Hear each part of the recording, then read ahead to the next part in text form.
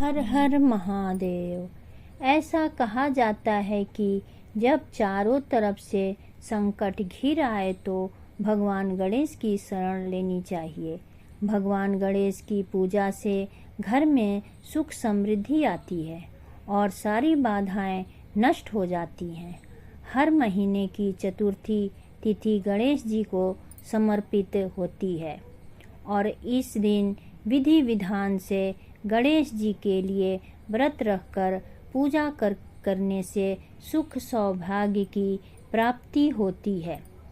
भादो मास के कृष्ण पक्ष की चतुर्थी को हेरंब संकटी चतुर्थी के नाम से भी जाना जाता है। इसे बहुला चौथ भी कहते हैं। आज की इस वीडियो में हम जानेंगे साल 2024 में भाद्रपद माह के कृष्ण पक्ष की संकटी चतुर्थी का व्रत कब किया जाएगा, पूजा का शुभ समय क्या रहेगा, पूजा विधि क्या रहेगी, चंद्रोदय का समय भी जानेंगे और इस दिन किए जाने वाले उपाय के बारे में भी जानेंगे। साल 2024 में भाद्रपद संकटी चतुर्थी या बहुला चौथ का व्रत 22 अगस्त गुरुवार को रखा जाएगा। चतुर्थी तिथि 22 अगस्त गुरुवार की दोपहर 1:46 से प्रारंभ होगी और समाप्त होगी 23 अगस्त को सुबह 10:38 पर। चतुर्थी का व्रत किया जाता है जब शाम के समय चंद्रोदय के समय चतुर्थी तिथि हो, इसलिए 22 अगस्त गुरुवार को ही बहुला चौथ का व्रत रखा जाएगा। शाम के समय 6:08 से 6:43 तक पूजा का बहुत शुभ समय है। इस समय में आप चतुर्थी व्रत की पूजा कर सकते हैं, चतुर्थी व्रत की कथा पढ़ सकते हैं, भगवान गणेश की चौथ माता की पूजा कर सकते हैं। चंद्रोदय का समय रहेगा रात 8:51। इसके बाद चंद्र देव की पूजा करके आप अपने व्रत का पारण कर सकते हैं। चलिए अब जान लेते हैं बहुला चौथ के दिन क्या करना चाहिए, क्या नहीं करना चाहिए। पूजा विधि जान लेते हैं।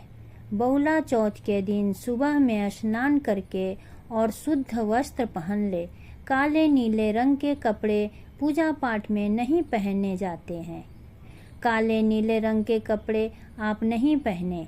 जहाँ पर आप पूजा करने वाले हैं, जिस स्थान पर पूजा करने वाले हैं, उस स्थान को गंगा जल डालकर पवित्र कर लें और फिर वहाँ पर एक चौकी की स्थापना करें।